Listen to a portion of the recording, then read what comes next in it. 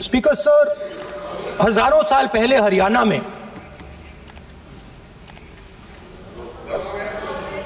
कुरुक्षेत्र में एक युवा को, अभिमन्यु को 6 लोगों ने चक्रव्यूह में मारा था। 6 चक्रव्यूह में फंसाकर मारा था। सर, चक्रव्यूह के अंदर डर होता है, हिंसा होती है, और अभिमन्यु को चक्रव्यूह में फंसाकर, ट्रैप कर 6 लोगों ने मारा।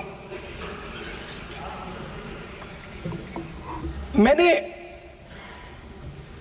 चक्रव्यूह के बारे में थोड़ी रिसर्च की और पता लगा कि चक्रव्यूह का एक दूसरा नाम होता है पद्मव्यूह, मतलब लोटस फॉर्मेशन। तो जो चक्रव्यूह होता है स्पीकर सर, वो लोटस के शेप में होता है, कमल के फूल के शेप में होता है।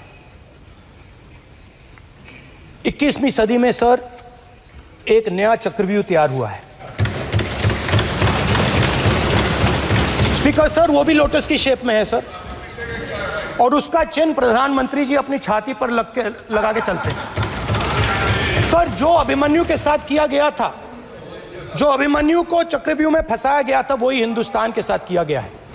हिंदुस्तान के युवाओं के साथ, हिंदुस्तान के किसानों के साथ, हमारी माताओं बहनों के साथ, स्मॉल बिजनेसेस के साथ, मीडियम साइज बिजनेस के साथ। सर, अभिमन्यु को 6 लोगों ने मारा था।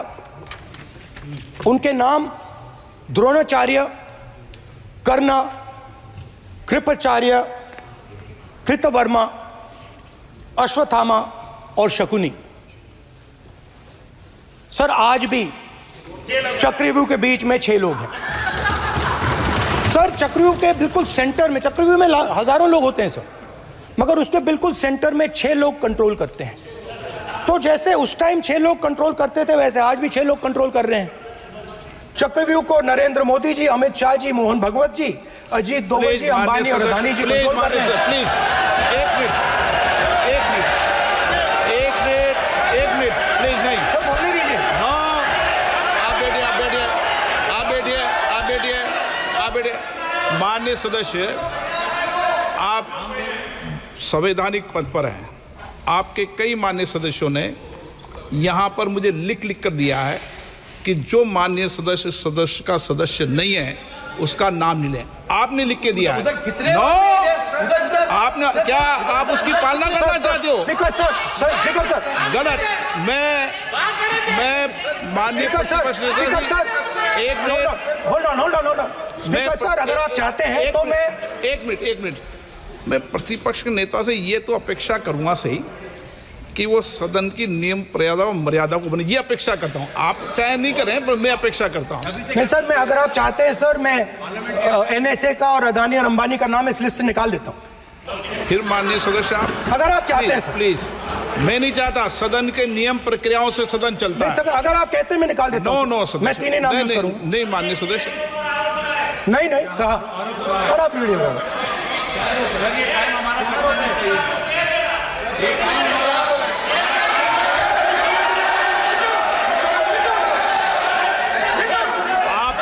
सब प्लीज, या आप समझाइए। हाँ, आप Speaker sir, the Chakravyu that has captured India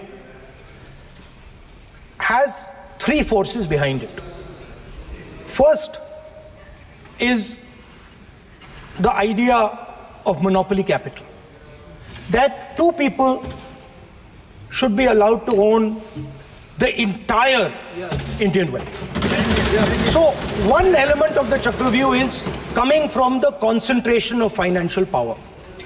The second element, sir, मैं बजट को एक्सप्लेन कर रहा हूं सर, मैं आ रहा हूं, वहीं आ रहा हूं sir. So one element is financial power. The second element is the institutions, the agencies, CBI, ED, Income Tax Department of this nation, and the third is the political executive. Speaker sir, these 3 together are at the heart of the Chakravyuh. And they have devastated this country. Speaker, so my expectation was that this budget would weaken the power of this Chakravyuh. That this budget would help the farmers of this country, would help the youth of this country, would help the laborers, the small businesses of this country. But what I have seen is that this budget, the sole aim of this budget, iski jo niyat hai, it is to strengthen this framework, the framework of big business, monopoly business, the framework of a political monopoly that destroys the democratic structure, and finally the framework of what one can call the deep state or the agencies. And the result of this has been the first पहला काम इस चक्रव्यूह ने क्या किया, जो हिंदुस्तान को रोजगार देते हैं, स्मॉल एंड मीडियम बिजनेसेस हैं, जो करोड़ों युवाओं को रोजगार देते थे, उन पर इस चक्रव्यूह ने आक्रमण किया।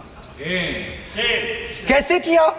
नोटबंदी, जीएसटी और टैक्स टेररिज्म। आप लोग आतंकवाद की बात करते हो, पूरे देश में अगर कोई भी व्यक्ति छोटा बिजनेस चलाता है तो रात को उसको फोन कॉल आता है इनकम टैक्स डिपार्टमेंट से, जीएसटी से, और टैक्स टेररिज्म का वो शिकार बनता है। इस टैक्स टेररिज्म को रोकने के लिए बजट में आपने कुछ नहीं किया है। तो टैक्स टेररिज्म के कारण और ये जो आपकी नीतियां हैं, जो आपने कोविड के समय बड़े बिजनेसेस की मदद की और जो स्मॉल एंड मीडियम बिजनेसेस थे उनको खत्म किया, उसके कारण आज हिंदुस्तान के युवाओं को रोजगार नहीं मिल सकता है।